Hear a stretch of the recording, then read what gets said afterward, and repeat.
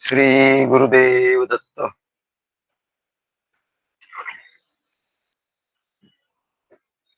श्रीमद भगवद्गीतेच्या 11व्या अध्यायावर आपलं प्रवचन सुरू आहे. त्यातला आज हा 23वा श्लोक. या श्लोकापासून भगवंताचं जे विश्वरूप, त्याचं वर्णन आपण आधी ऐकलं. त्या विश्वरूपाचं वर्णन इथे दिलेलं आहे आणि ते अर्जुनाने जसं बघितलं, त्याला ते अत्यंत भयंकर असं रूप वाटलं. त्याला खूप हे झालं. त्याला अत्यंत भयंकर असं ते रूप दिसलं आणि तो घाबरला. तेव्हा या विश्वरूपाचं आपण मागच्या वेळेला सांगितलं, की ह्याचं अर्थ काय आहे? नुसतं त्याचं वर्णन आहे, भयंकर असं वर्णन केलेलं आहे. पण त्याचा अर्थ काय? तर हे ध्यानासाठीच. भगवंताने एका ठिकाणी सांगितलं, की तुला काय करायचं म्हणलं, अर्जुन तू म्हणतो, की हे भयंकर रूप आहे भगवंता तुझं. तर भगवान त्याला सांगतात, "अरे तुला काय करायचंय? तुझ्या सर्व शत्रूंना मी मारतोय." मग ही चांगली गोष्ट आहे ना. पण तरी तो एवढा घाबरला, ते एवढं भीषण होतं. तुझ्या सर्व शत्रूंना मी मारतोय असं हे माझं दर्शन आहे म्हणाला. हे तुझ्या ध्यानासाठी आहे. याचं तू ध्यान कर असं त्याने सांगितलं. तू बाकी काही करायचं नाही. तू बाकी काही विचार करू नकोस आणि घाबरायचं तुला अजिबात कारण नाही. कारण तुझे जे शत्रू आहेत त्या सर्वांना मी मारून टाकलेलं आहे आणि कसं मारलंय हे सर्व तुला आता बघायचं आहे आणि त्यामुळे तुझ्या ठिकाणी निश्चिंतपणाने तू राहा. बाकी सर्वांना मारलंय. कौरवांच्या कडच्या सर्व लोकांना नाश केलाय. पांडवांच्या कडचाही बहुतेक सर्वांचा नाश केलाय. फक्त 5 पांडव सोडून बाकी सर्वांना मी मारून टाकलेलं आहे. तेव्हा तुला आता काही काळजी करण्याचे कारण नाही. मग हे जे भयंकर रूप तुला वाटतंय, हे तुझ्या ध्यानासाठी आहे. तर भगवंतानी त्याला असं सांगितलं, की "अरे हे ध्यान तू कर." पण एवढ्या भयंकर रूपाचं ध्यान कसं करणार? तेव्हा भगवंताची सर्व रूप जी आहेत, त्या सर्व रूपाचं ध्यान भक्ताला करता आलं पाहिजे. त्याला त्याची भीती वाटायला नको. तेव्हा आपण मागच्या वेळेला जेव्हा सांगितलं होतं, की आपण सर्व ध्यान करू या रूपाचं. कारण या सर्व श्लोकामध्ये हे विश्वरूप किती भयंकर आहे, कसं भयंकर आहे असंच नुसतं वर्णन दिलेलं आहे. बाकी काही त्याचं वर्णन नाहीये.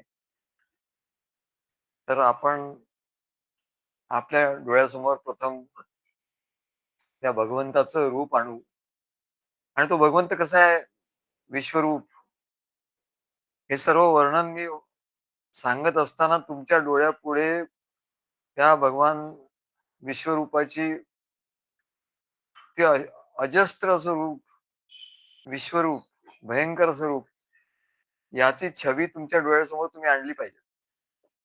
आणि असं सतत ते ध्यान तुम्ही करायला पाहिजे. जोपर्यंत हे 8-10 एक श्लोक काहीतरी आहेत. ते पूर्ण होत नाहीत, तोपर्यंत त्याचं जे ध्यान आहे, त्या विश्वरूपाचं ते आपल्याला करायचं आहे. आणि मी एक-एक श्लोकाचा अर्थ थोडक्यात सांगून आपण तशी भावना करायला पाहिजे. आणि तशी भावना केल्यानंतर आपल्याला त्या ध्यानाचा अनुभव येईल, की आपण ध्यानात कसं हळू प्रवेश करतो. तेव्हा हे जे विश्वरूप आहे, याच्या चरणापासून भगवंताचं जे ध्यान आहे ते किंवा सद्गुरूंचं ध्यान आहे ते त्याच्या चरणापासून सुरू होतं. आधी त्याचं चरणाचं ध्यान होतं. म्हणून त्या विश्वरूपाचे चरण जे आहेत ते पृथ्वीवर आहेत आणि त्याच्या नंतर एक गोष्ट आपण त्याच्या शरीरामध्ये बघतो. अनेक प्रकारची आयुधे आहेत. शंख, चक्र, गदा, पद्म हे आहेत. परशु आहे. सोटा आहे एका हातात, तलवार आहे, नाग आहे, धनुष्य आहे, बाण आहे, कमळ आहे, त्रिशूळ आहे, डमरू आहे, चक्र आहे. असे सर्व आयुधांनी युक्त असलेलं त्याचं भगवंताचं रूप आहे. आणि त्याला अनेक तोंड, अनेक मुख आहेत. काही मुख सौम्य आहेत, काही मुखांचा रंग गोरा आहे, काही मुखांचा रंग निळसर आहे, श्याम वर्ण आहे. काही मुखांचा रंग लाल आहे, काहींचा पिवळा आहे, काहींचा हिरवा आहे, काहींचा काळा आहे आणि शेष नाग वरती आहे. काही मुखांवर शिरांवर मुकुट घातलेले आहेत. काही याच्यावर नुसत्या जटा बांधलेल्या आहेत. काही मुखांना दाढी, मिशा वगैरे आहेत. काही मुखांना दाढी, मिशा नाही. काहींचे केस खूप वाढलेले आहेत. तेव्हा अशी अनेक रूपं आहेत. काही मनुष्यासारखी दिसणारी भगवान विष्णू, ब्रह्मा, विष्णू, महेश आहेत या रूपामध्ये. त्याच्यानंतर मारुतीसारखी दिसणारी रूपं आहेत. त्याच्यानंतर गणपतीसारखी दिसणारी रूपं आहेत. गणपतीला सोंड वगैरे आहे.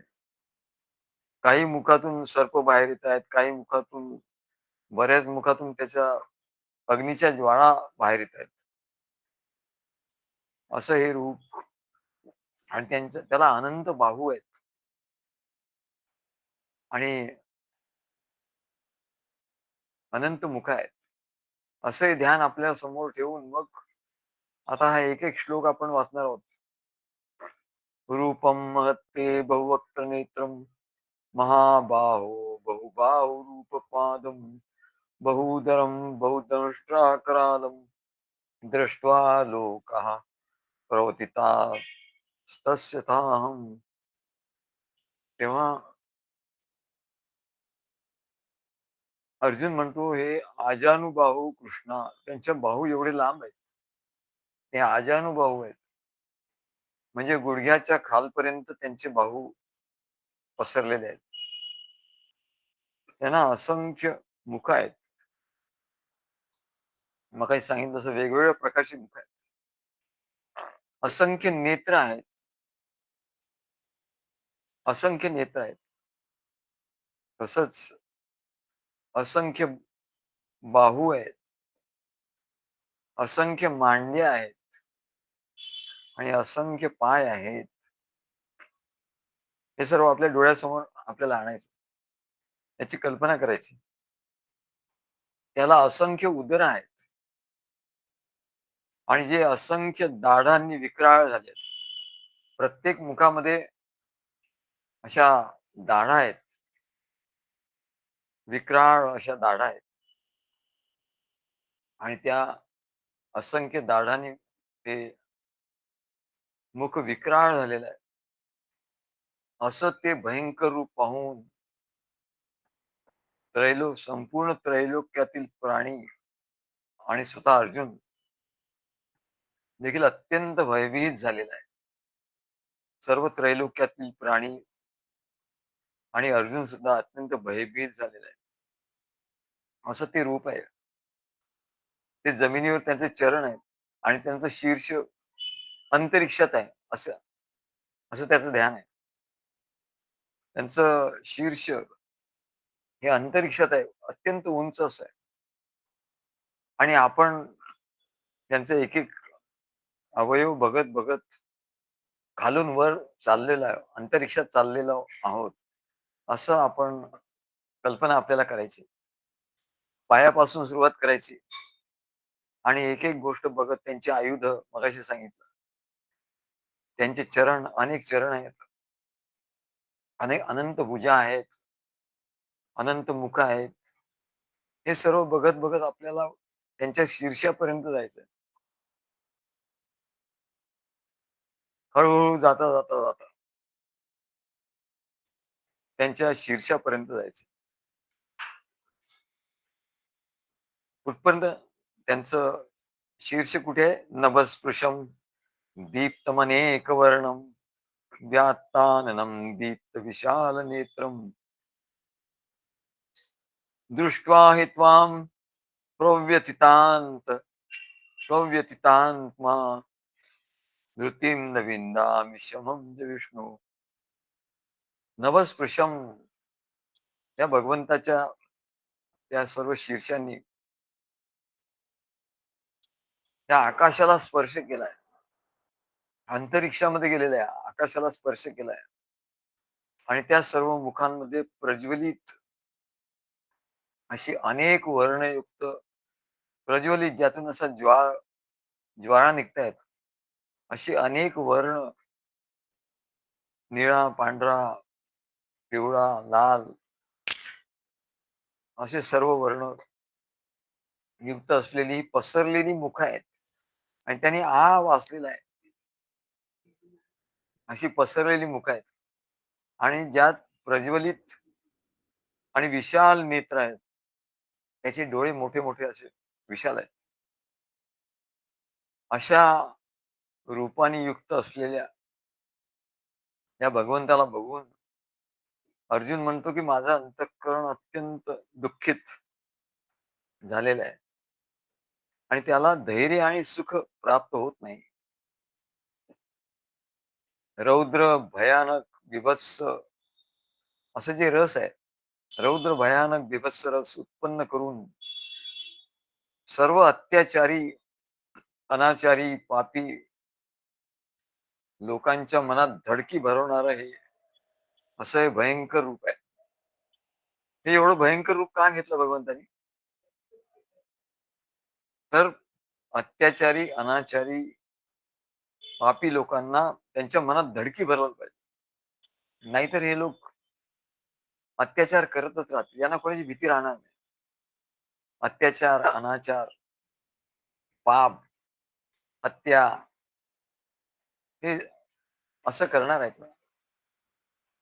तेव्हा यांना धडकी भरली पाहिजे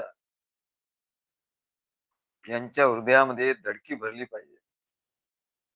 तरच हे सर्व या अत्याचार, अनाचार, पाप याच्यापासून हे बाजूला होतील.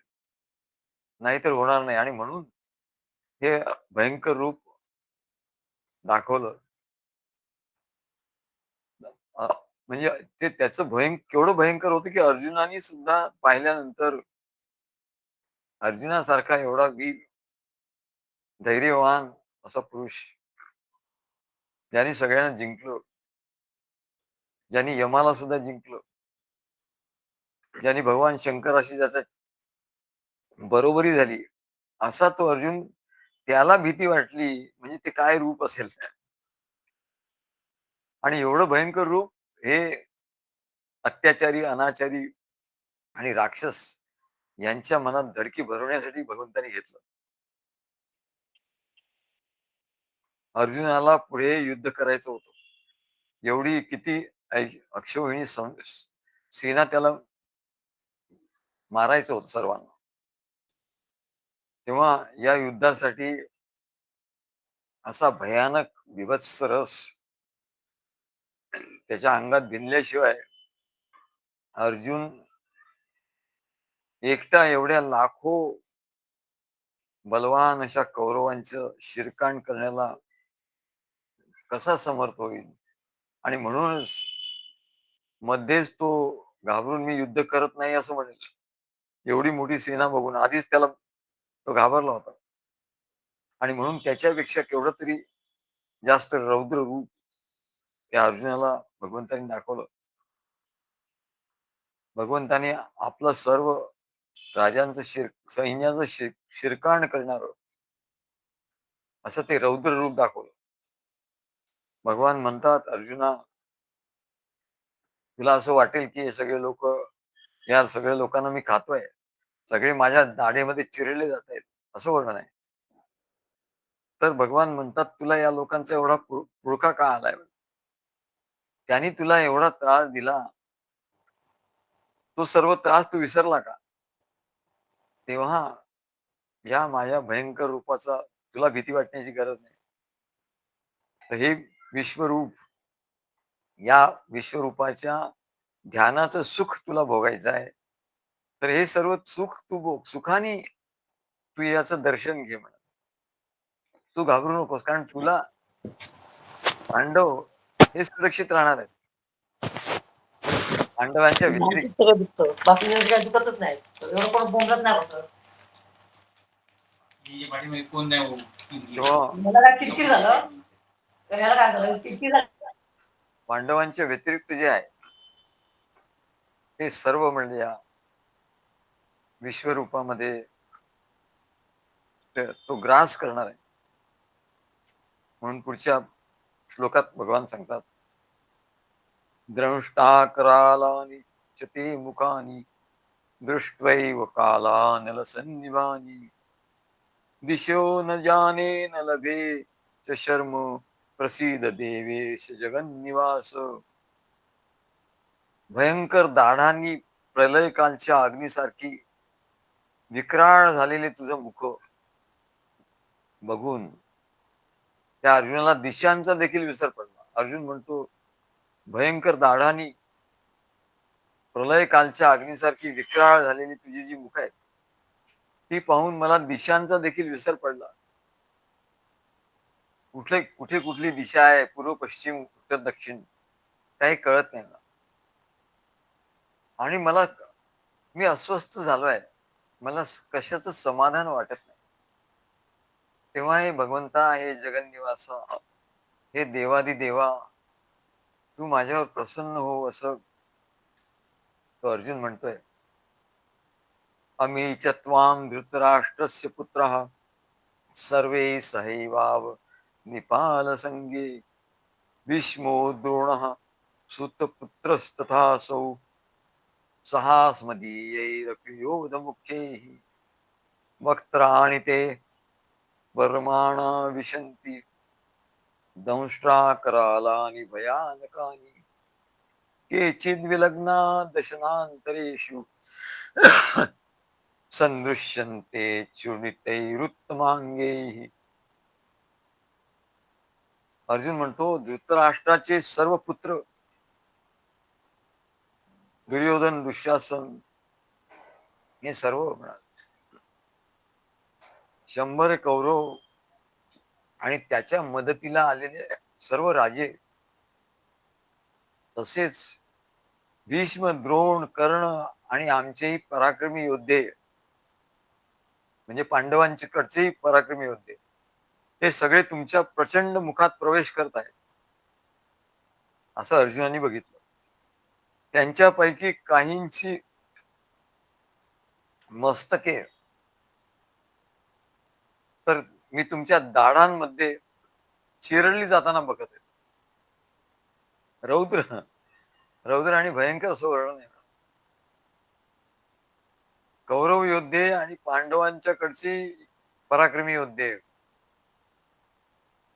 प्रचंड मुखात प्रवेश करतायत आणि त्यांच्यापैकी काहींची मस्तके तर मी तुमच्या दातांमध्ये, दाढांमध्ये चिरडली जाताना बघत आहेत असं अर्जुनाने बघितलं. भगवान श्रीकृष्णाने अर्जुनाला सांगितलं होतं की तुला जे पाहायचं आहे, तुला विश्वरूप पाहायचं आहे असं तू सांगितलं होतं मला. तेव्हा म्हणले, मी तुला आता ते दाखवतो. मग आता अर्जुना, तुला हे स्पष्ट दिसत आहे की विरोधी पक्षातील प्रमुख नेते भीष्म, द्रोण, कर्ण आणि धृतराष्ट्राचे पुत्र तसंच त्यांच्या सैन्यासह अर्जुनाचे काही सैनिक नाश पावत आहेत. याचा अर्थ असा की कुरुक्षेत्रात जन्मलेल्या असंख्य योद्ध्यांचा अंत होणार असून सर्व मृत होणार असून शेवटी अर्जुनच विजय मिळवेल, पांडवांचा विजय होईल. तेव्हा इथे हे स्पष्ट झालं म्हणा की भीष्मासारखं अजय वाटणारे योद्धेही पराभूत होतील. कर्णालाही तीच गती प्राप्त होईल. केवळ शत्रूंचेच नाही, तर अर्जुनाच्या बाजूचेही काही महान योद्धे नाश पावतील. असं सर्व हे विश्वरूप बघून अर्जुनाचे डोळे विस्फारले गेले. आपण म्हणतो ना हिंदीमध्ये, आखे फटे की फटी रही गई, असं. अर्जुनाचे डोळे विस्फारले गेले. त्याच्या समोर श्रीकृष्णाचं विराट रूप उभं होतं.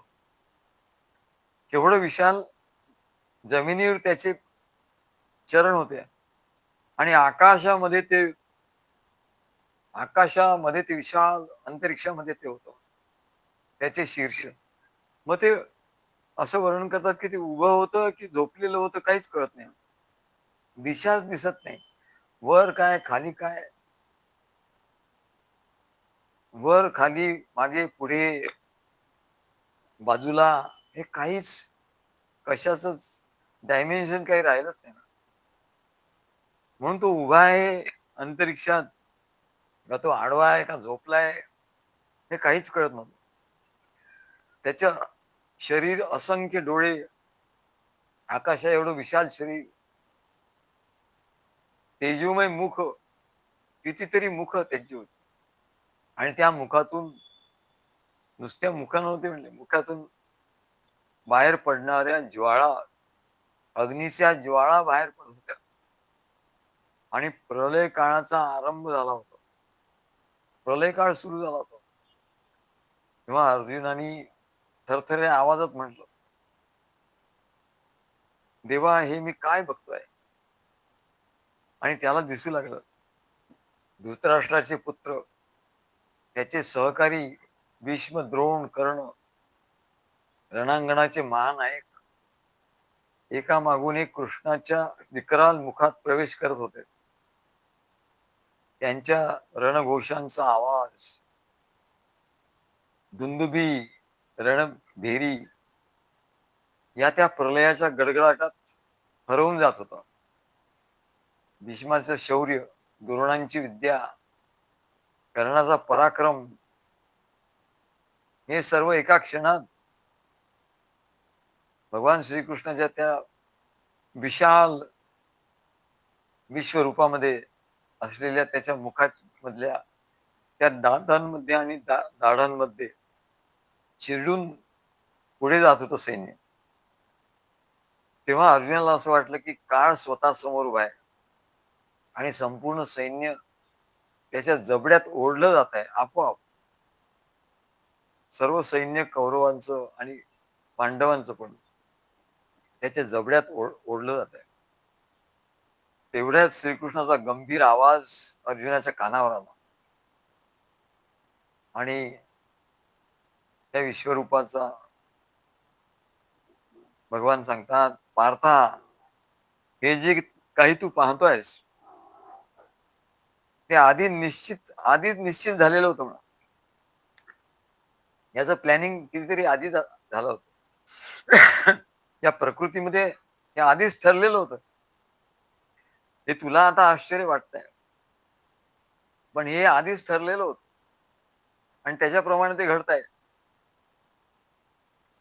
हे सर्व वीर किती सामर्थ्यवान असले तरी भगवान म्हणतात, माझ्या संकल्पाशिवाय ते टिकणार नाही. तेव्हा हे आधीच सगळं ठरलेलं आहे अर्जुना. तू फक्त निमित्त हो. तू युद्ध जिंकणारा तू आहेस, पण जिंकवणारा मी आहे हे लक्षात ठेव.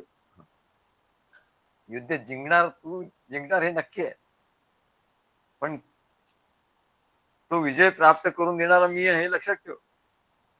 नाही तर तुला असं वाटेल की मी कर्णाला मारलं, भीष्मांना मारलं, द्रोणाचार्यांचा वध केला, सर्व सैन्याचा वध केला, असं एखाद वेळी तुझ्या मनात येईल. सर्व सामर्थ्यवान योद्ध्यांना मी मारलं असं तुला वाटेल. म्हणून तुला दाखवून ठेवलंय की हे मी केलेलं आहे, सर्व मी ठरवलं आहे आणि मी सर्वांना मारून ठेवलेलं आहे. माझ्या या काळ रूपामध्ये ते सर्व नष्ट झालेले आहेत आणि या माझ्या संकल्पामुळे ही त्यांची अवस्था झालेली आहे. आता तू तू फक्त काय करायचं, तू फक्त निमित्त आहेस. तू फक्त निमित्त हो. निमित्त मात्रम भव सव्यसाची. तू निमित्त मात्र हो. तेव्हा याच्यावरून काय भगवंताला बहुत सांगायचं आहे. की आपल्या जीवनात सुद्धा, आपल्या जीवनात ज्या ज्या गोष्टी घडतात, जेव्हा सद्गुरूंच्याकडे भक्त येतो, तेव्हा त्याच्या जीवनात काय काय घडणार आहे ते आधी ते लिहून ठेवतात. त्याचा तेवढा श्रद्धा विश्वास ज्याचा असतो, त्याच्या बाबतीत ते त्याचं प्रारब्ध, म्हणून आमच्या महाराजांनी लिहिलं होतं, जे सद्गुरूंशी शरण गेले त्यांचे प्रारब्ध ठरविले, मानुनी आपुले स्वभक्त. त्यांचं प्रारब्ध सद्गुरू लिहितात. मग तिथे देव आणि तो चित्रगुप्त वगैरे, तो आपलं वैखाती बंद करतो. चित्रगुप्त चित्रगुप्ताकडे गेलं तर तो म्हणेल, इथे तुमचा अकाउंट नाही आहे आता. तुमचा सद्गुरूंनी जे लिहिलंय प्रारब्ध, ते प्रारब्ध, ते तुमचं प्रारब्ध. त्याच्याप्रमाणे आता घडणार आहे. आणि फक्त आपण निमित्त मात्र व्हायचं. सद्गुरूंच्या या कार्यामध्ये आपण निमित्त मात्र व्हायचंय आणि आपलं जे जीवन आहे त्या जीवनात आपण जिंकणार आहोत. किती भयानक परिस्थिती आली, किती वाईट परिस्थिती आली असं वाटलं, तरी आपण जिंकणार आहोत.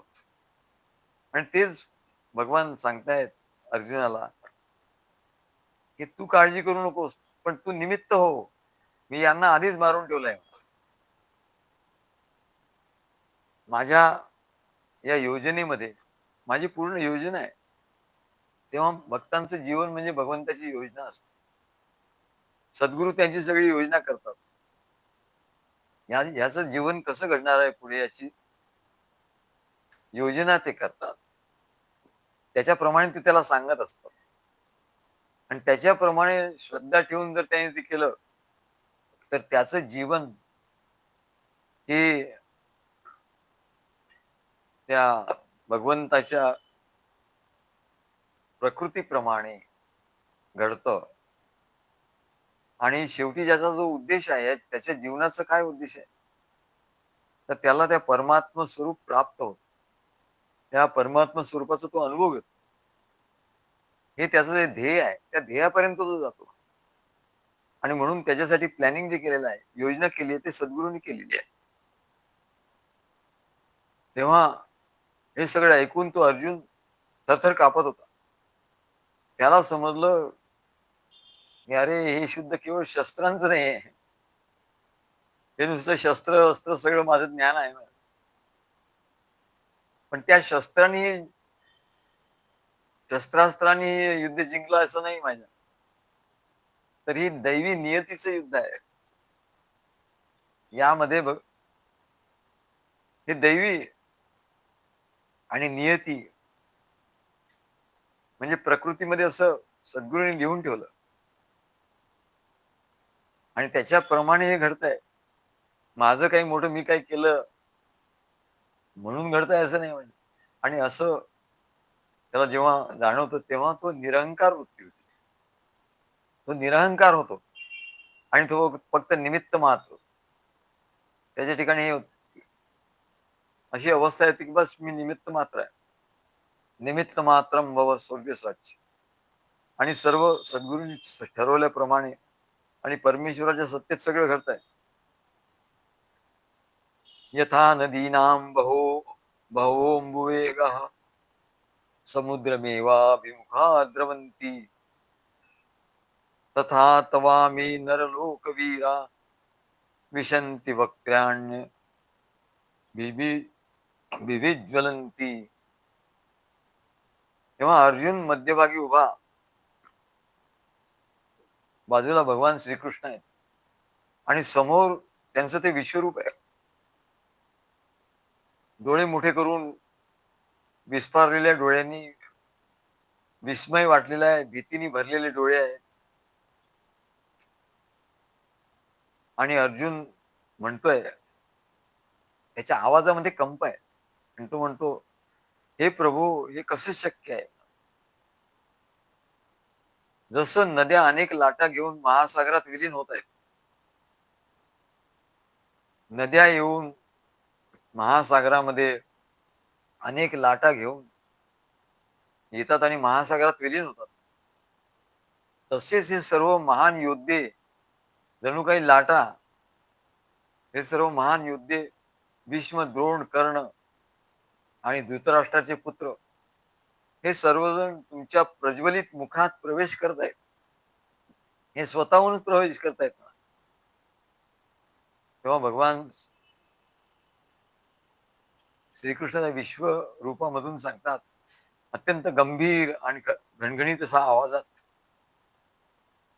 घनगंभीर आवाजात सांगतात की हे पार्था, तू हे दृश्य पाहत आहेस कारण तुला मला दाखवायचं आहे. कसं? जसं नद्या स्वतःला महासागरात विसर्जन करून देतात, स्वतःचं विसर्जन करतात, तसंच म्हणाले हे सर्व योद्धे त्यांचं शौर्य, त्यांचं सामर्थ्य या माझ्या विराट मुखाच्या प्रकाशात विलीन होत आहे. तेव्हा अर्जुन थरथर कापत होता. हे किती भयानक आहे. अर्जुन म्हणतोय किती भयानक आहे, किती अद्भुत आहे. प्रत्येक योद्धा जणू नियतीच्या प्रवाहात वाहून जातोय आणि भीष्म, द्रोण, कर्ण हे महानायक जणू एका क्षणात नष्ट होत आहेत. भगवान म्हणतात, हे पार्था, युद्ध ही फक्त शस्त्राची लढाई नाही. हे पार्था ही नियतीची लढाई आहे. नियतीमध्ये सर्व लिहून ठेवलंय. नियतीची लढाई आहे. मनुष्य उगाच घाबरतो. आधी संसारात होता तेव्हा घाबरत होता, बरोबर, पण सद्गुरूंच्याकडे आल्यानंतर हे त्याला सांगितलं जातं, अरे हे सर्व तुला असं भयंकर दिसेल, सगळं जीवनात संसारात सर्वकडे एवढं भयंकर तुला दिसेल, तुला त्रासही होईल, परंतु शेवटी ही शस्त्रांची लढाई नाही, ही नियतीची लढाई आहे. म्हणजे या प्रकृतीमध्ये असं घडणार आहे सगळं, पण शेवटी हे लक्षात ठेवतो की तू जिंकणार आहेस, तूच निश्चितपणे जिंकणार आहेस. आणि कारण काय? कारण मी तुला जिंकून देणार आहे, हे तू आपल्या मनामध्ये हे खात्री बाळग, आपल्या बुद्धीमध्ये असा निश्चय कर. तेव्हा सर्व योद्धे जसे नद्या महासागरात विलीन होतात, तसंच ज्यांच्या सामर्थ्याने रणांगण भरलेलं आहे ते सर्व योद्धे आता माझ्या ठिकाणी विलीन होत आहेत, असं भगवान सांगतात. यथा प्रदीप्तम ज्वलनम पतंगा विशंती नाशाय समृद्ध वेगा तथैव नाशाय विशंती लोका स्तवापि वक्ता आणि समृद्ध वेगा.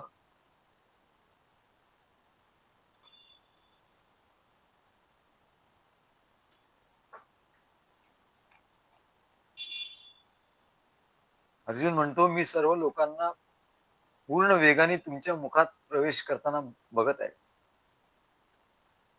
त्याला अर्जुन उपमा देतो की जसे पतंग आपल्या नाशासाठी प्रज्वलित अग्नीत उडी मारतात.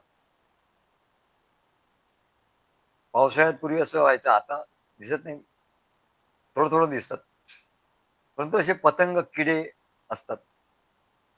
आणि पूर्वी लाईट वगैरे जायचे, मग मेणबत्त्या लावायच्या, त्या मेणबत्तीवर किंवा दिव्यावर ते असे पतंग येऊन असे त्याच्या भोवती फिरायचे आणि त्याच्यावर उडी मारून ते नष्ट व्हायचे.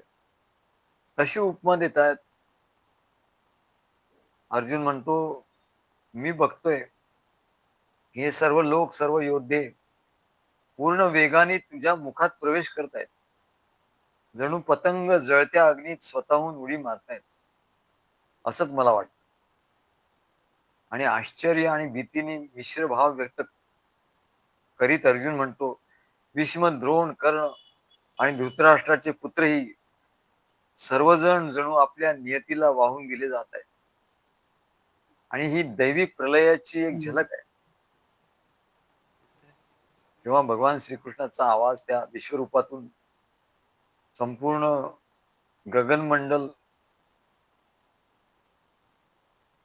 गगनमंडलामध्ये तो कंपित करत तो आवाज येतो.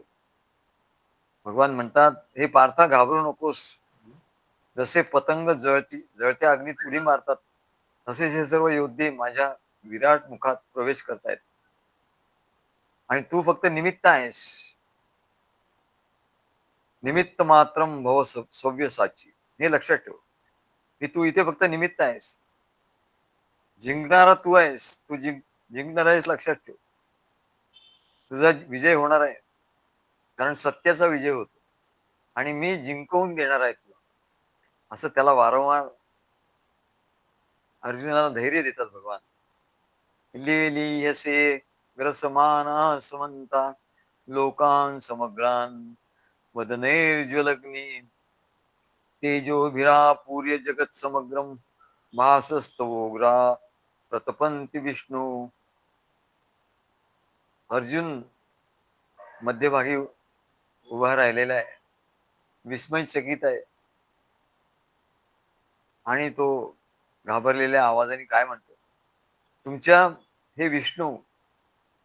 विष्णू म्हणजे जो सर्व ठिकाणी आहे, सर्व चरामध्ये आहे आणि सर्वांचा पालन करत आहे. तुमच्या प्रज्वलित मुखातून सर्व दिशातील लोक जणू एका वेगाने गिळले जात आहेत. सर्व दिशांकडून लोक येऊन तुमच्या मुखामध्ये गिळले जात आहेत. भीष्म, द्रोण, कर्ण, इतर सर्व महान योद्धे जणू अग्निपुंजात उडणाऱ्या पतंगासारखे नियतीच्या प्रवाहात वाहून जात आहेत, असं अर्जुन म्हणतो. तुमचं तेज इतकं प्रचंड आहे की संपूर्ण ब्रह्मांड त्यात न्हावून निघालेलं आहे. जणू प्रकाश आणि प्रलय यांचा संगम, यांचा खेळ सुरू आहे. तुमच्या विक्राळ आणि जळजळीत किरणासह हे दृश्य इतकं भयंकर आणि अद्भुत आहे की माझं मन जणून थरथरत आहे. विस्मयाने मी घाबरलो आहे, भारावून गेलोय. तेव्हा भगवान श्रीकृष्ण म्हणतात, अत्यंत गंभीर आवाज सांगतात, पार्था, हे जे तू काही बघतोयस तो काही भ्रम नाही म्हणले. तुला असं वाटेल की हा काहीतरी भ्रम आहे, ही काहीतरी कल्पना आहे, हा काहीतरी भास आहे. तर हा भास नाही म्हणले, सत्य आहे. ह्यालाच माझं विराट स्वरूप असं म्हणतात, ह्यालाच माझं विश्वरूप असं म्हणतात. हा भ्रम नाही. सर्व जग, सर्व काल, सर्व शक्ती या तेजाने व्यापून टाकलेली आहे. आणि तुला फक्त तुझं काय याच्यामध्ये हे सहभाग आहे, तर तू फक्त माझा साक्षीदार आहे. तू फक्त बघायचं आहे इथे. तुका म्हणे उभे राहा, जे जे होईल ते ते पहा, असा तू साक्षीदार आहे. तुला हे फक्त बघायचं आहे, त्यात तू स्वतःला गुंतवू नकोस, कारण तूच जिंकणार आहेस आणि तुला जिंकवणारा मी आहे. आख्या हि मे को भवानुग्रह रूपे नमोस्तु ते देववर प्रसीद विज्ञातुमिच्छामि भवन्तमाद्यं नहि प्रजानामि तव प्रवृत्तीम. अर्जुन म्हणतो, हे देवेशा, कृपया मला सांगा की या इतक्या उग्र रूपात आपण कोण आहात. मी आपल्याला नमस्कार करतो, कृपा करून माझ्यावर प्रसन्न व्हा. आपण आदी भगवान आहात. मी आपल्याला जाणून घ्यायचं आहे, कारण मला समजत नाही आणि आपला उद्देश काय हा माझा अजून लक्षात आला नाही. एवढ्या उग्र, तेजस्वी, प्रचंड रूपात आपण कोण आहात हे अजून मला कळलं नाही. मी आपल्याला नमस्कार करतो, कृपा करून माझ्यावर प्रसन्न व्हा. आपण तर अनादी भगवान आहात. आपल्याला जाणून घेण्याची माझी तीव्र इच्छा आहे, कारण अज्ञानामुळे मी काहीच मला कळत नाही की आपला उद्देश काय आहे, हे भयंकर रूप काय आहे, हे तेजस्वी किरण काय आहे. हे सर्व काही मला याची भीती वाटते. पण एकीकडे मला भक्तीने भारावूनही टाकताय. तुमचं हे रूप एकीकडे भयंकर वाटतं आणि एकीकडे भक्ती माझ्या ठिकाणी निर्माण करताय. तेव्हा भगवान, हे स्वरूप, हे तेज, हे प्रलयकारक रूप काय, हे आपल्या कृपेचं स्वरूप आहे की न्यायाचं स्वरूप आहे? ही तुमची कृपा म्हणायची की न्याय म्हणायचं?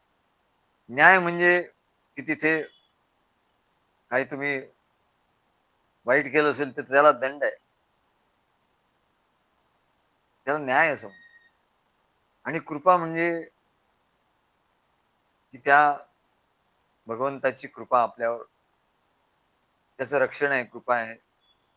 त्याच्यामुळे आपल्याला सर्व चांगलं प्राप्त होणार आहे. तेव्हा कृपा आहे की न्याय आहे? न्याय म्हटलं तर दंड आहे आणि कृपा म्हटलं तर सांत्वन आहे, समाधान आहे, शांती आहे. तेव्हा हे माझ्यासाठी शिकवण आहे, ही परीक्षा आहे. हे की जे काही चाललेलं आहे तुमचं, यातून तुम्हाला मला काय शिकवण द्यायची आहे, की माझी परीक्षा घ्यायची? तर भगवान म्हणतात हे दोन्ही आहे. तुला मी शिकवतोही आहे आणि तुझी परीक्षाही इथे लागणार आहे. तेव्हा अर्जुनाच्या मनातला संशय निघून जावा अशी अर्जुनाची इच्छा आहे. आणि त्याच्यामुळे अर्जुनाला भगवंताने सर्व विचारलं. अर्जुनाने विचारलं की तुम्ही कोण आहात? त्याला माहिती आहे, पण तरी त्याला खात्री पडत नाही. तेव्हा तो भगवंताला म्हणतो की मला हे कळत नाहीये. तुम्ही कोण आहात? अजून मला कळलं नाही. तेव्हा श्री भगवान वाच याचं प्रश्नाचं उत्तर भगवान देतात. काय उत्तर देतात? कालोस्मि लोकक्षयकृत प्रवृद्धो. मी काळ आहे म्हणा आणि लोकांचा क्षय करण्यासाठी मी इथं निर्माण झालोय, इथे प्रगट झालोय. कालोस्मि लोकक्षयकृत प्रवृद्धो लोकान समाहर्तुमिहं प्रवृत्ता. आणि लोकांना समाप्त करण्यासाठी म्हणाले मी इथे प्रवृत्त झालोय. अर्जुनाने विचारलं तुम्ही कोण आहात? तर भगवान त्याचं उत्तर देत आहेत, कालोस्मि लोकक्षयकृत प्रवृद्धो. लोकांचा क्षय करायचा, मला सगळ्या लोकांना मारून टाकायचं आणि म्हणून मी काळ रूप घेतलेलं आहे. मी काळ काळ आहे, काळ. लोकान समाहर तुम्ही प्रवृत्ता. सर्व लोकांना संपवण्यासाठी मी इथं प्रवृत्त झालोय. ऋते पित्वाम भविष्यंती सर्वे ये वस्थिता प्रत्यनिकेषु योधा. तर म्हणाले भगवान सांगतात की सर्व जगाचा नाश करणारा काळ मीच आहे. सर्व जगाचा नाश करायचा बस. तेव्हा मी हे काल रूप घेतलेलं आहे, कालोस्मी. आणि मी इथे सर्व लोकांचा नाश करण्यासाठी आलोय. फक्त एक्सेप्शन काय आहे? तुझ्या म्हणजे अर्जुना, तुझ्या आणि पांडवांना वगळता, except the Pandavas and Arjun, बाकी सगळ्यांना मी मारून टाकणार आहे. एकालाही ठेवणार नाही शिल्लक. तुला आणि पांडवांना वगळता दोन्ही पक्षांचे सर्व योद्धे नष्ट होतील, हे तू लक्षात ठेव म्हणे. तेव्हा अर्जुनाला माहिती होतं की कृष्ण हे त्याचे मित्र आहेत, देव आहेत. भगवान श्रीकृष्ण मित्र आहे, सखा आहे, देव आहे आणि ज्ञान दिल्यामुळे सद्गुरूही आहे. तरी पण कृष्णाच्या विविध रूपांना पाहून तो विस्मित झाला. असं काही हे वेगळं आणि विचित्र आणि भयंकर असं रूप होतं की तो विस्मयचकित झाला. आणि म्हणूनच त्याने या विनाशकारी, या त्याच्या रूपाच्या विनाशकारी शक्तीच्या हेतूबद्दल विचार. तेव्हा वेदामध्ये असं लिहिलंय की परमसत्य जे आहे, परमसत्य ते सर्व वस्तूंना गिळंकृत करून टाकतो, काही शिल्लक ठेवत नाही. परमसत्य जे आहे ते सर्व वस्तूंना गिळंकृत करून टाकतो. इथपर्यंत की ब्राह्मणांना सुद्धा, ब्रह्मम जानाति ती ब्राह्मणा, त्यांना देखील गिळून टाकतो.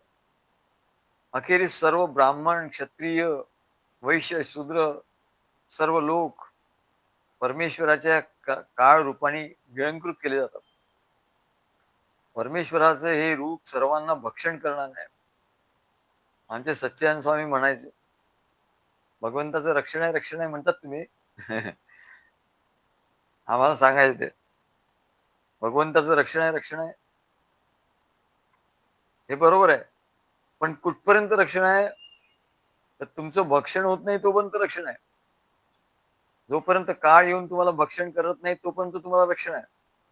जोपर्यंत तुमचा मृत्यू येत नाही, मृत्यूची वेळ येत नाही तोपर्यंत तुम्हाला रक्षण आहे. आणि मृत्यू आला की मग काही रक्षणाची गरजच नाही म्हणा. परंतु तुम्हाला मृत्यू येणारच नाही.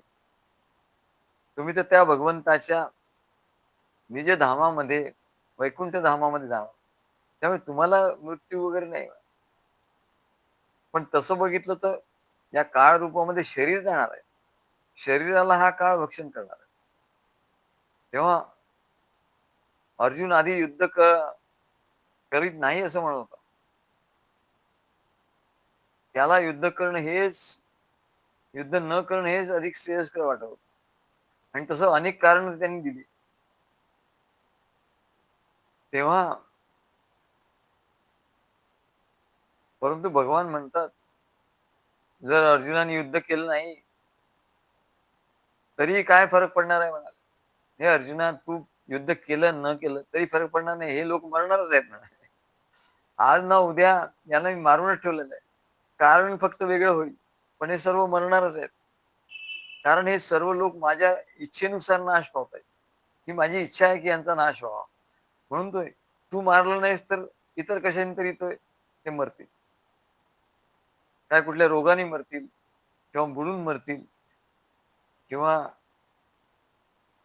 कडेलोट होईल यांचा किंवा एखादं दरड कोसळून यांचा मृत्यू होईल किंवा काही ऍक्सिडेंट होऊन मृत्यू होईल. काही ना काहीतरी होईल म्हणाले. मृत्यूला कारण काही ना काही होईल. परंतु मी यांना मारूनच ठेवलंय. माझा संकल्प आहे आणि ही माझी इच्छा आहे.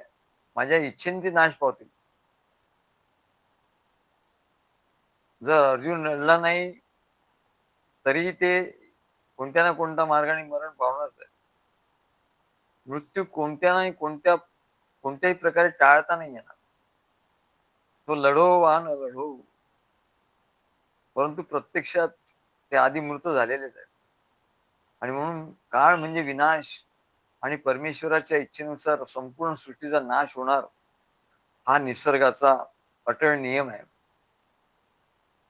तेव्हा भगवान सांगतात, भगवान वाचो तस्मात् त्वमुत्तिष्ठ यशो लभस्व जित्वा शत्रून् भुङ्क्ष्व राज्यं समृद्धं मयैवैते निहता पूर्वमेव निमित्तमात्रं भव सव्यसाचिन्. तस्मात, म्हणून अर्जुनाला म्हणतात, तस्माद उत्तिष्ठ कौंतेय, युद्धाय कृतनिश्चय, तस्मात उत्तिष्ठ यशो लभस्व. म्हणून हे अर्जुना, तू उठ, उभा राहा, युद्धासाठी सज्ज हो आणि यशो लभस्व, आणि यश संपादन कर. तेव्हा सद्गुरू आपल्या भक्ताला सांगतात, अरे उठ, यश संपादन कर, तुला कोणी काही करू शकत नाही. मी तुझं सर्व हे लिहिलेलं आहे. भूत भविष्य सगळं मी लिहिलेलं आहे. पुढे काय होणार आहे सगळं मी लिहिलेलं आहे. तेव्हा तू यश संपादन कर. तुझ्या शत्रूंवर तू विजय मिळवून समृद्ध राज्याचा आनंद उपभोग घे. समृद्ध हो, तुझं जीवन समृद्ध होऊ दे. तू यज्ञ कर, त्याने तुझं जीवन समृद्ध होईल. राज्याचा आनंद घे, उपभोग घे. आणि हे सर्व माझ्याद्वारे आधीच मारले गेलेले आहेत. जित्वा शत्रून् भुङ्क्ष्व राज्य समृद्धम. ह्या शत्रूंना जिंकून तू हे समृद्ध असं जे राज्य आहे त्याचा उपभोग घे. मयैवैते निहिता पूर्वमेव. हे सर्व म्हणले माझ्याद्वारे आधीच मारले गेलेले आहे. निमित्त मात्रम भव सव्यसाचिन. हे सव्यसाची, तू या युद्धात केवळ एक निमित्त मात्र हो म्हणा. तेव्हा सद्गुरू भक्ताला सांगतात, अरे जीवनात तुम्ही फक्त निमित्त मात्र व्हा. तुम्ही घाबरू नका. तू कशाला घाबरतो? अमुक होईल, तसं होईल, तमुक होईल. अरे तुमचं सगळं जीवन मी लिहिलेलं आहे म्हणा, आणि तुम्हाला काळजी करण्याचं काही कारणच नाही. तू निमित्त मात्र हो. तू ऑफिसमध्ये जा, तुझं काम कर बस. पुढे काय झालं, काय होईल, किती कठीण परिस्थिती येईल, काही होणार नाही. तू निमित्त मात्र हो. निमित्त मात्रम भव सव्यसाची. बाकी सगळं मी करून ठेवलंय. मयी वैती निहिता पूर्वमेव. सर्व मी करून ठेवलेलं आहे. तुला करायला काही शिल्लक नाही म्हणा. आम्हाला महाराजांकडे असा अनुभव आहे. अरे महाराजांनी तर आपलं सगळं करून ठेवलंय. नोकरी आपल्याला त्यांनी लावून दिली. एक नोकरी सोडली दुसरी. राहण्याची त्यांनी व्यवस्था केली. आधी पार्ल्याला, मग पार्ल्याहून पार्ल्यालाही 2 ठिकाणी. पार्ल्याहून मग तिकडे आम्ही डॉकयार्ड कॉलनी तिकडे राहत होतो. कांजूरमार्गला. तिथे व्यवस्था केली. तिथून मग पवईला आलो. तिथे व्यवस्था केली. पवईला 2 ठिकाणी आम्ही राहिलो. एकदा बंगल्यात राहिलो. दुसऱ्यानंतर मग आम्हाला त्याने चाळीत घर आम्ही विकत घेतलं. तिथून परत आम्ही डोंबिवलीला आलो. इथे फ्लॅट घेतला. अरे सगळं म्हणजे त्यांनी करून ठेवलेलं आहे. आमच्या प्रवचनाची व्यवस्था सर्व भक्तांना दिलं. सर्व भक्त आमच्याकडे येत आहेत. भक्त आलेले आहेत. आणि आमचे प्रवचनही अनेक वेगवेगळ्या ठिकाणी झाली. वेगवेगळ्या वेळी वेगवेगळ्या ठिकाणी. महाराजांनी सर्व व्यवस्था करून ठेवली. आमचं लग्न त्यांनीच लावलं. सगळं त्यांनीच करून ठेवलेलं. मग आम्हाला काय, आम्हाला काहीच कशाची चिंता नव्हती. निमित्त मात्रम भव सव्यसाची. तसं भक्त त्यांनी निमित्त मात्र व्हायचं. सर्व भार सद्गुरूंच्यावर टाकून आपण निमित्त मात्र व्हायचं. फक्त आपण योग्य रीतीने आपला संसार करायचा. पण त्याच्यात चिंता करायची नाही. ही जी चिंता असते ना, ही चिंता नाही करायची. तुला हा संसार दिलेला आहे. तो संसार तू कर. तू त्या गोष्टी करून मोकळा हो. त्याच्याबद्दल विचार करू नको. मग विचार कशाबद्दल कर? आणि म्हणून तो प्रवचन आहे. सद्गुरूंचे ग्रंथ आहे, सद्गुरूंचं प्रवचन आहे. एरवी भेटणं आहे, सत्संगती आहे, कार्यक्रम आहे. हे सर्व जे आहे, ते तुझे विचार करण्याचं आहे. मंत्र आहे, यज्ञ आहे. याच्यात तुझ्या ठिकाणी मनामध्ये सर्व हे असलं पाहिजे. आणि तुझ्या जीवनाचा एकही विचार तुझ्या ठिकाणी असतं कामा नये. जीवन करून मोकळं व्हायचं. करून मोकळं व्हायचं. जे काही आज आपल्याला करायचं आहे, एवढ्या गोष्टी करायच्या, ते करून मोकळं व्हायचं. आणि मोकळं झालं की लगेच सद्गुरूंनी काय सांगितलंय ते आपल्याला करायचं. त्याचा आपण ध्यास घेतला पाहिजे. त्याचा अर्थ असा आहे, निमित्त मात्रम भव सव्यसाची. तू फक्त संसारात निमित्त हो, बस. तुला दिलाय तेवढंच कर तू. विहित कर्म कर. बाकी सगळं भगवान बघून घेणार. सद्गुरू बघून घेतील. तुझ्या संसाराची तुला काही चिंता नाहीये. पण याचा दृढ निश्चय होत नाही.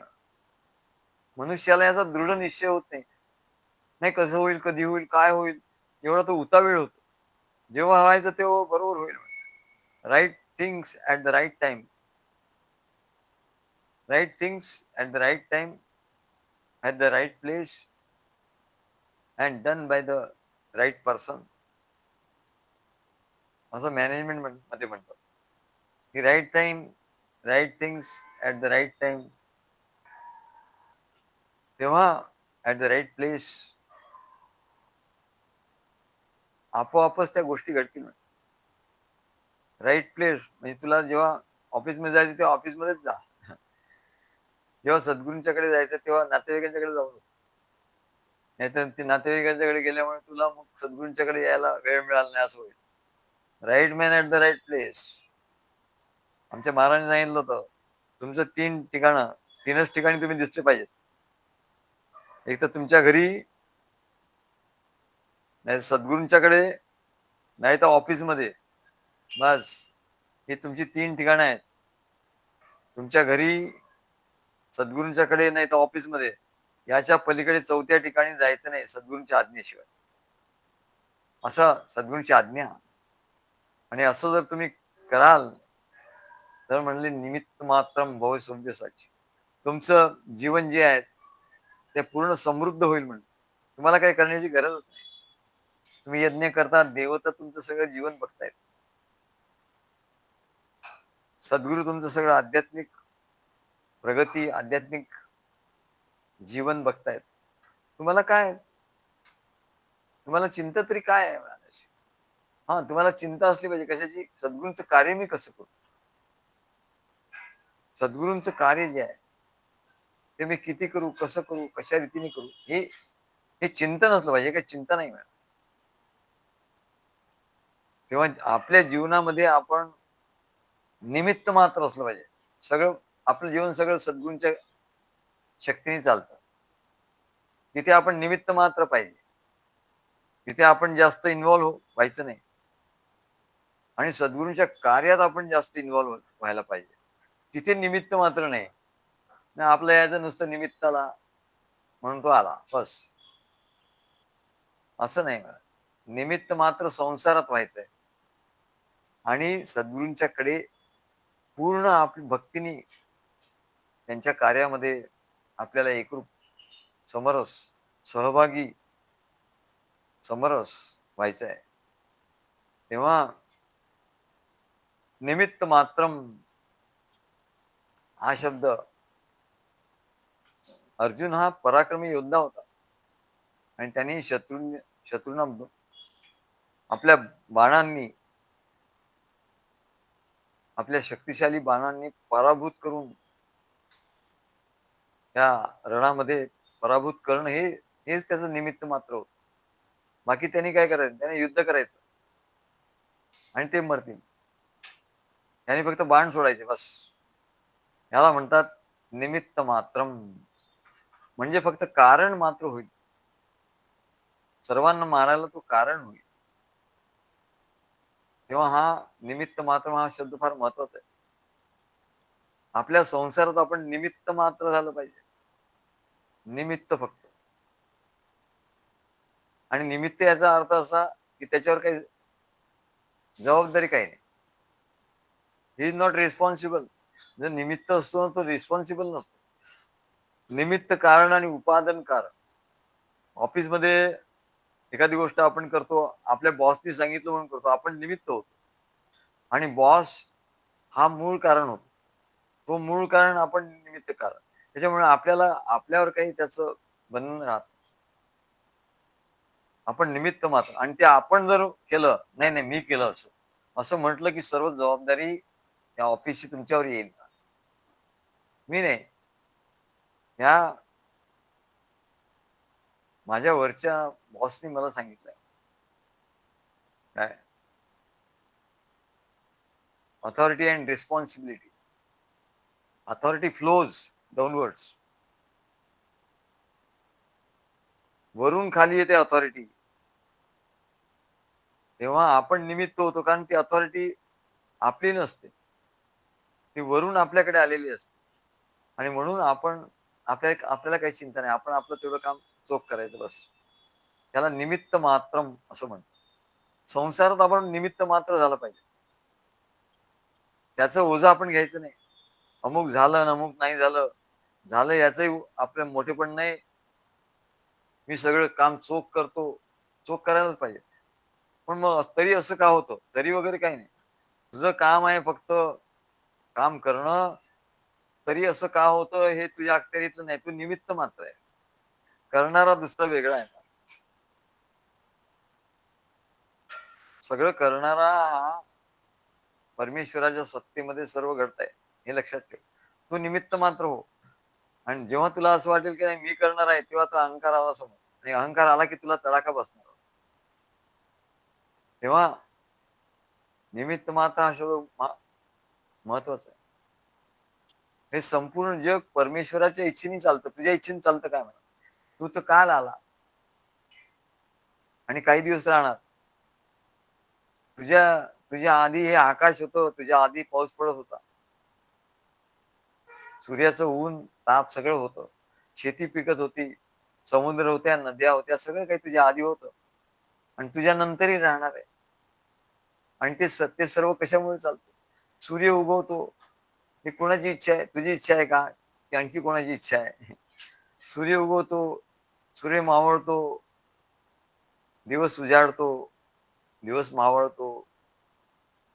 हे सर्व चंद्र, पृथ्वी, ग्रह, तारे, वायू वाहतो. हे सगळं जे होतं ते कोणाच्या इच्छेने चालतं? तुझ्या इच्छेने चालतं का? नाही. मग तुझा संसारच तुझ्या इच्छेनुसार कसा चालणार? हा सहज विचार तुला आला पाहिजे. हे सगळं प्रकृतीमध्ये चालतं, तुझ्या इच्छेनुसार काही चालत नाही. पण अल्पज्ञ जे अनाडी लोक असतात ते समजतात की ही सृष्टी कोणत्याही असं समजतात की माझ्यामुळे चालतं आणि मी नसलो तर काही नाही म्हणा. तेव्हा ही सृष्टी कोणत्याही प्लॅनिंग नाही आहे म्हणा. भगवंताचं प्लॅनिंग आहे आणि त्या प्लॅनिंग प्रमाणे ती आपोआप अत्यंत चोख, अत्यंत ॲक्युरेटपणे चालते. आणि हे सगळं काही त्या शक्तीने घडतं, माया शक्तीने घडतं. आता तथाकथित पंडित लोक, शास्त्रज्ञ ते काय सांगतात, मग असं घडलं असावं, तसं घडलं असावं, असंही होऊ शकतं, तसंही होऊ शकतं. मग ते त्यांचे काहीतरी शोध लावत असतात. त्याच्यात त्यांना काय त्याच्यात त्यांना हे मिळत नाही. कारण काय? तर हे सर्व त्या भगवंताच्या योजनेनुसार चाललेलं असतं. मग ही योजना कशी आहे? याला प्रकृती असं म्हणतात. हे विराट विश्व, हे विराट विश्व म्हणजे सर्व जीव याच्यामध्ये निर्माण झाले आणि त्यांना सहाय्य करण्यासाठी म्हणून देवांची निर्मिती झाली, आपण बघितलं. आणि परत हे हे देव सर्व त्या जीवांना परत त्या भगवंताच्याकडे नेऊन पोचवायचं आहे. त्या भगवंताच्या धामाला परत जायचं आहे. त्याच्यासाठी म्हणून हा संसार आपल्याला मिळाला आहे. हा परमार्थ आपल्याला मिळाला आहे. याचं मुख्य ध्येय काय? तर परमात्म्याशी एकरूप व्हायचं. जीवाचा शिव व्हायचा आणि शिवाचा परमात्मा स्वरूप व्हायचं. जीवाचा शिव, आधी त्याला जीव नाही, तो जंतूच असतो, संसारात असतो, किडा असतो, तो जंतू असतो. मग सद्गुरू त्याला भेटतात, महापुरुष संशया, आणि मग त्या जंतूचा तो जीव जीव होतो आणि जीवाचं अज्ञान गेल्यावर तो शिव होतो आणि तो शिव झाल्यानंतर मग तो परमात्मा स्वरूप होतो. हेच म्हणले आपल्याला मनुष्य जन्माला येऊन करायचं आहे. तेव्हा जो कोणी परमेश्वराची योजना समजतो आणि म्हणले सद्गुरु भक्ती करतो, परमेश्वर प्राप्ती करून घेतो, तो खरा ज्ञानी आहे. तेव्हा हे जगत निर्माण होणं, काही काळ राहणं आणि सर्व आणि त्याचा नाश होणं, हे म्हणले परमेश्वराचं अध्यक्षतेखाली होतं. परमेश्वर अध्यक्ष आहे. मया अध्यक्षेन प्रकृती सूयते सचराचरम. परमात्मा अध्यक्ष बनून बसलेला आहे. तो काही करत नाही, म्हणजे प्रकृती त्याच्या अध्यक्षतेखाली प्रकृती सगळं करते. तेव्हा हे कुरुक्षेत्राचं जे युद्ध आहे, भगवान सांगतात हे अर्जुना, हे जे युद्ध आहे म्हणले हे माझ्या दैवी योजनेनुसार झालेलं आहे. तू नकार दिला असता तरी यांना मी मारलं असतं. तू तयार झाला, आता तुला यांना सर्वांना मारायचं, पण मी आधी सर्व मारून ठेवलं. कारण हे सर्व माझ्या इच्छेनुसार होत आहे आणि तुला सुद्धा माझ्या इच्छेनुसारच करायला पाहिजे आणि म्हणून तुला युद्ध करायलाच पाहिजे. तेव्हाच युद्ध करशील तरच तू खऱ्या अर्थाने तुला आनंद होईल, नाहीतर नाही होणार.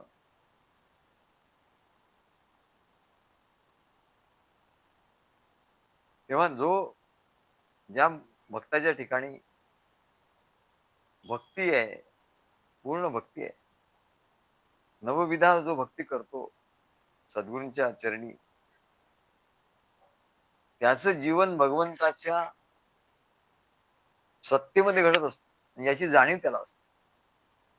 त्याचं जीवन भगवंताच्या दिव्य सत्तेमध्ये असतं आणि ते भगवंताला अर्पण होतं, आपोआपच अर्पण होतं आणि त्याच्यामुळे त्याचं सर्व जीवन कृतार्थ होतं आणि तो आपल्या जीवनात यशस्वी होतो. त्याचं पूर्ण जीवन यशस्वी होतं. त्याला षड्गुणेश्वरी प्राप्त होतो. तेव्हा असं भगवान त्या अर्जुनाला सांगतात, द्रोणं च भीष्मं च जयद्रथं च, कर्णं तथा योधवीरान. मया हतास्त्वं जहि मा व्यदिष्ठा युद्धस्वजेता शिरणे सपत्नान् द्रोण भीष्म जयद्रथ कर्ण आणि इतर महान महान योद्धे हे म्हणाले आधीच माझ्याद्वारे मारले गेले आणि म्हणून तू त्यांचा काही विचार न करता त्यांचा वध कर आणि जरा सुद्धा तू विचलित होऊ नकोस. तू फक्त युद्ध कर. युद्धात तुझं जे काही शत्रू आहेत ते म्हणले त्यांना तू पराभूत करणारच हे निश्चित झालं. त्याच्यामुळे तुझ्या ठिकाणी काही शंका नको. तेव्हा याचं तात्पर्य काय तर मगाशी सांगितल्याप्रमाणे प्रत्येक योजना ही परमेश्वराच्या द्वारे इच्छेद्वारे रचण्यात येते. योजना तिथे होतात. प्रकृतीमध्ये योजना होते आणि अगदी एकदम परफेक्ट होते. परंतु ते आपल्या भक्तावर इतके दयाळू असतात की त्यांचे जे भक्त असतात त्यांची इच्छा मानून त्याची योजना पाळतात. भक्त त्यांच्या योजनेप्रमाणे करतात आणि जे भक्त नसतात त्यांना ते त्यांच्या योजनेप्रमाणे कळत नाही. योजना त्यांना कळत नाही आणि त्याच्यामुळे ते योजना पाळत नाहीत. सद्गुरू सांगतात तसं ते करत नाहीत. म्हणजेच ते ईश्वराच्या योजनेनुसार कळत नाहीत आणि त्याच्यामुळे ते अयशस्वी होतात. परंतु भक्त सद्गुरूंच्या योजनेनुसार करतात आणि त्याचं श्रेय सद्गुरूंनाच देतात की सद्गुरूंच्या मुळे हे घडलं. आणि म्हणून हे जीवन असं गतिशील असावं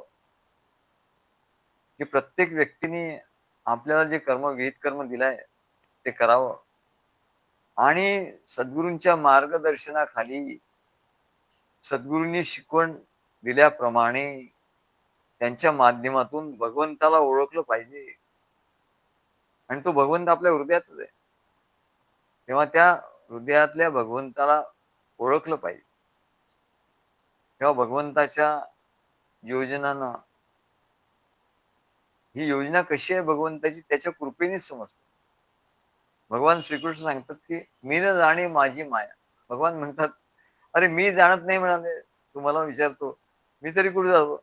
मी न जाणे माझी माया दुस्तर तिची दूर कराया.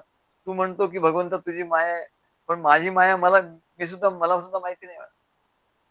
पण मी तयार करून ठेवलाय सर्वांचं जीवन सर्व आहे आणि मी अवतार घेतलाय. आता पुढे काय होणार मी काय बघतच नाही म्हणजे. जसं मी योजना तयार करून ठेवली तसा मी वागतो. तशी मला प्रेरणा होती तसा मी वागतो आणि माझ्या भक्तांना मी तसंच सांगतो त्याप्रमाणे ते वागतात आणि त्याच्यामुळे त्या योजनेवर हुकूम सर्व कार्य घडतं म्हणा. तेव्हा आपलं काम एवढंच आहे की आपण त्या योजनांचं पालन करावं आणि या जीवनाच्या संग्रामात या युद्धात रात्रंदिन आम्हा युद्धाचा प्रसंग अंतर्बाह्य जग अंतर्बाह्य जग तेव्हा म्हणले अंतर्बाह्य हे जे जग आहे जग बाहेरही आहे आणि आतही आहे. रात्रंदिवस युद्धाचा प्रसंग आहे जसं अर्जुनाला युद्धाचा प्रसंग तसा युद्धाचा प्रसंग आहे पण याच्यात घाबरायचं नाही. तेव्हा संजय म्हणतो संजयाने हे ऐकलं हे सर्व अर्जुन आणि भगवंताचं संवाद संजयने ऐकला आणि तो काय म्हणतो एतत् श्रुत्वा वचनम केशवस्य एतत् श्रुत्वा भगवंताचं हे वचन त्याने ऐकलं. वचनम केशवस्य कृतांजलिर्वेप कृतांजलिर्वेप मानः किरीटी. कृतांजली म्हणजे हात जोडून तरी तो त्याचे हात थरथर कापतच होते म्हणाले. तरी पण त्याने हात जोडले आणि त्यांना वारंवार नमस्कार केला. कृतांजलिर्वेपमाना किरीटी नमस्कृत्वा भूय एवाह कृष्णम सगद्गदम भीत भीत प्रणम्य सगद्गदम भीत भीत प्रणम्य. भीत भीत त्यांनी प्रणाम केला भगवंताला. सद्गतीत अंतःकरण एकीकडे सद्गतीत झालं. अर्जुनाचं अंतःकरण बघा त्याची परिस्थिती कशी आहे. एकीकडे तो खूप घाबरलेलाही होता आणि एकीकडे त्याचं अंतःकरण सद्गदितही झालं होतं. एकीकडे त्याचं अंतःकरण सद्गदित झालंय, अंतःकरण पूर्ण भरून आलेलं आहे आणि एकीकडे तो घाबरलेही खूप. अशी विचित्र त्याची अवस्था होती म्हणा. सगद्गदम भीत भीत प्रणम्य. संजय यांनी धृतराष्ट्राला म्हणतो, "हे राजा, भगवंताच्या मुखातून हे जे वचन त्याने ऐकले अर्जुनानी, एतत् श्रुत्वा वचनम केशवस कृतांजलीर्वेपमाना किरीटी." आणि अर्जुनाने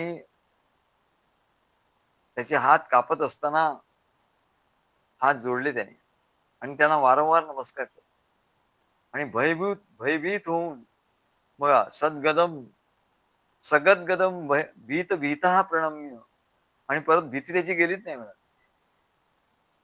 भीत भीतः प्रणम्य त्यांनी प्रणाम केला आणि त्याचा कंठावरोध झाला बाबा. एकीकडे भक्ती तर आहे त्याच्याकडे, परंतु भीतीही आहे, भक्तीही आहे. अशी विचित्र परिस्थिती ती होती. अवरुद्ध स्वरामध्ये श्रीकृष्णाला तो म्हणाला, की "हे भगवंता, हे विश्वरूपा, माझा हा कंठ अवरुद्ध झालेला आहे. त्याच्यामुळे त्याच्यातून काही शब्द मला आता फुटत नाही." तर ही जी प्रार्थना आहे म्हणजे, हे मी तुझा सखा आहे, मित्र आहे वगैरे हे याच्यामुळे नाही. परंतु मी तुझा भक्त आहे आणि मी तुझा शिष्य आहे, भक्त आहे आणि म्हणून ही सर्व प्रार्थना तुझ्या ठिकाणी करतो म्हणा. तेव्हा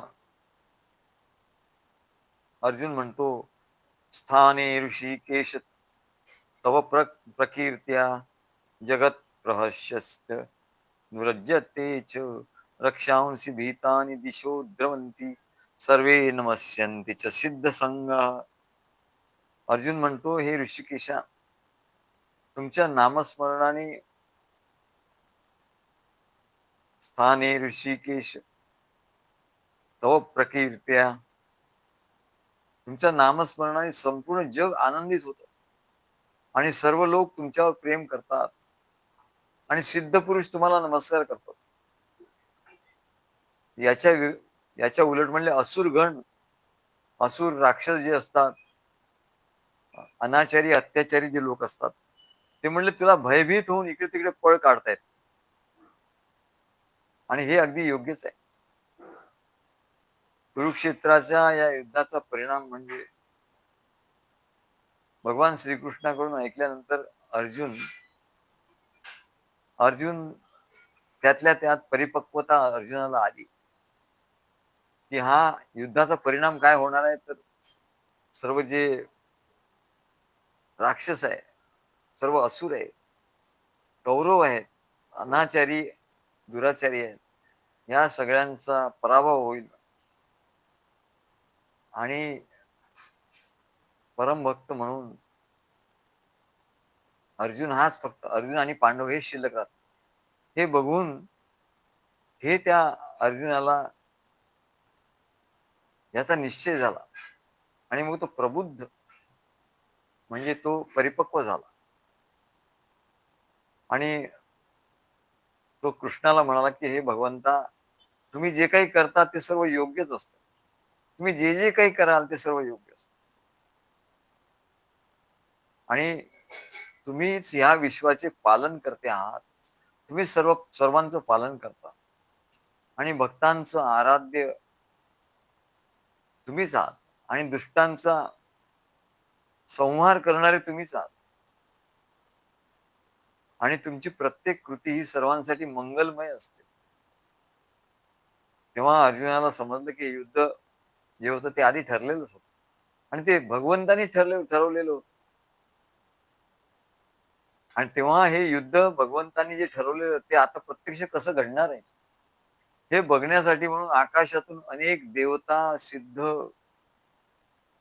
गंधर्व, यक्ष, किन्नर सगळे मिळाले. वरच्या लोकातील चतुर्दश भुवन ब्रह्मांडामधून सर्व देवदेवता तिथे उपस्थित झाले युद्धभूमीवर. ही हे सर्व ज्ञानी लोक हे युद्ध पाहण्यासाठी आले आणि युद्धभूमीवर स्वतः कृष्ण उपस्थित होते. तेव्हा अर्जुनाने भगवंताच्या त्या विश्वरूपाला पाहिलं, तेव्हा देवतांना परम आनंद झाला. देवतांना परम आनंद झाला. म्हणजे असुर आणि नास्तिक प्रवृत्तीचे लोक होते. त्यांना म्हणले भगवंताच्या महिमाचं ते श्रवण करू शकले नाही. आणि म्हणून भगवंताच्या भयंकर विनाशकारी रूपाला पाहून ते भयभीत होऊन पळून गेले. असं तेव्हा अर्जुनाने आपल्या भक्तांच्या बद्दल भगवंताचं भगवंत कसे वागले आणि नास्तिकांच्या प्रती ते कसे वागतात. कृपाळूपणे अल्पधारिष्ट पाय, साक्षीने पक्ष घेतो, दया दक्ष तो साक्षीने पक्ष घेतो. आपल्या भक्तांचा तो पक्ष कसा घेतो. आणि नास्तिक जे आहेत म्हणा, जे दुराचारी आहेत, ते ते कसे भिवून पळतात. त्यांना तो आपलं भयंकर रूप कसं दाखवतो. तेव्हा याची प्रशंसा अर्जुनाने केली. आणि भक्त प्रत्येक परिस्थितीत भगवंताचं गुणगायन करतो. त्याचं भयंकर रूप पाहिलं तरी गुणगायन करतो, त्याचं ध्यान करतो. त्याचं सौम्य रूप, आनंदी स्वरूप पाहिलं तरी त्याचं गुणगान करतो. प्रत्येक परिस्थितीत भक्ताचं कर्तव्य काय आहे? भगवंताचं जसं रूप प्रगट होईल तसं त्याचं गुणगायन करणं. कारण गुणगायन हीच मोठी भक्ती आहे. आणि गुणगायन होण्यासाठीच तर भगवान अवतार घेतात. भगवान सगुण कशा करता होतं, की की भक्ताला आपलं गुणगायन करता यावं. आणि गुणगायन केल्यामुळे काय होतं, तर भक्तांनाही आनंद होतो आणि परमात्म्यालाही आनंद होतो. भगवंतालाही आनंद होतो. दोघांनाही आनंद होतो. नाही तर आनंद कसा होणार? नाही तर भगवान म्हणतात, मी आपल्या शेषशय्येवर ओढतो. बस आपल्या एकांतात मी रममाण राहतो. पण आनंद तिथे नाही मिळत. आणि भक्तही आपल्या जीवनात गेले, आपल्या संसारात गेले, तिथे त्यांना आनंद नाही मिळत. मग आनंद कुठे होतो? जिथे देव आणि भक्त यांची जोडी असते. देव भक्त जोडी जोडी, देव भक्त जोडी, आनंद तेथे घडोघडी हो, आनंद तेथे घडोघडी. आनंद पाहिजे असेल तर देव पाहिजे, भक्त पाहिजे, सद्गुरू पाहिजे, शिष्य पाहिजे, कार्य पाहिजे. तर तिथे काहीतरी प्रसंग घडतील, काहीतरी कार्यक्रम घडतील आणि काहीतरी महात्म्य प्रगट होईल.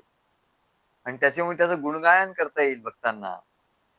त्याच्यामुळे गुणगायन घडणं हेच तर आनंदाचं मुख्य हे आहे. आनंद पाहिजे तर भगवंताच्या कार्यामध्ये गुणगायन केलं पाहिजे. कारण भक्तांना माहिती असतं, की भगवान जे काही करतात, ते सर्व भक्तांच्या कल्याणासाठी असतं. आणि ते भगवंताचं महात्म्य गात असतात. असो, आज आपला बराच वेळ झाला. तेव्हा हे 36 श्लोक झाले. त्याच्यानंतरच्या श्लोकांवर आता आपण पुढे प्रवचन करणार आहोत. आधीचे श्लोक हे फक्त ध्यानाचं होतं. त्या भगवंताचं ध्यान आपल्याला करायचं. त्याचं आपण ध्यान केलं. आता परत एकदा डोळे मिटून तुम्ही परत एकदा ती मूर्ती भगवंताची चरणापासून निघून त्या अंतरिक्षापर्यंत तो कसा आहे, हळूहळू हळू जात. एकदा थोडं 2 मिनिटं तुम्ही त्या मूर्तीचं ध्यान करा. आणि मग आपण हे पूर्ण करू. तर 2 मिनिटं सगळ्यांनी डोळे मिटायचे आहे, ध्यान करायचं. त्या विश्वरूपाचं.